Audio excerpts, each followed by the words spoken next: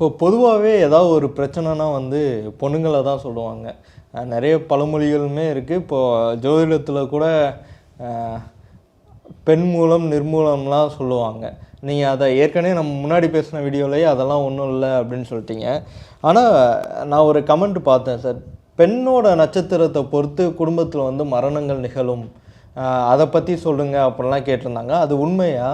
அதை பற்றி இது உண்மையான உண்மை. பண்டைய காலத்தில் இது குறிக்கப்பட்டுச்சு. ஆனால் நான் என்னுடைய ஆய்வில் அது பிறகு வரும்போது அந்த மாற்றங்கள் நிறையா இருக்கான்னு நிறையா இருந்துச்சு. இது காக்கா உட்கார பனைமரம் வந்துச்சா, பனைமரம் உட்காரும்போது காக்கா வந்துச்சாங்கிற கேள்வி தான் இந்த கேள்வி. இது எனக்கு ஆழமான ஒரு கேள்வி இந்த கேள்வி.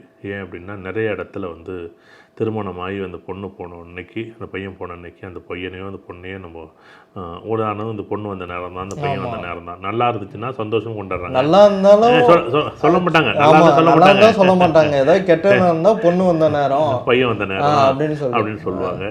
நம்ம அப்படி சொல்லக்கூடாது. இந்த நட்சத்திரத்தை அதோட இயற்கையோட நிகழ்வது, அதையும் இதையும் ஒப்பீடு பண்ணக்கூடாது.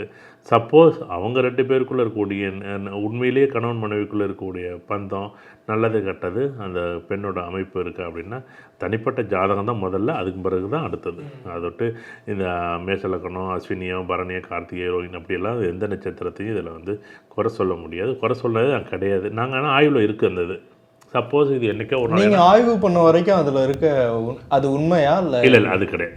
இல்லை, ஏன்னா இப்போ இந்த மாதிரி கேஸ் ஸ்டடி பண்ணும்போது இப்போ உதாரணமாக திருமணம் ஆகி விவாகரத்தான ஜாதகம் 100 ஜாதகம் வச்சுருப்போம், ஒரு 200 ஜாதகம் வச்சுருப்போம். இப்போ என்ன பண்ணுவோம், இப்போ காலையில் 4:30 6:30 மணி வகுப்பாக இருக்கும். அது பிறகு 10:30 மணிக்கு எல்லாமே ஆய்வாக இருக்கும்.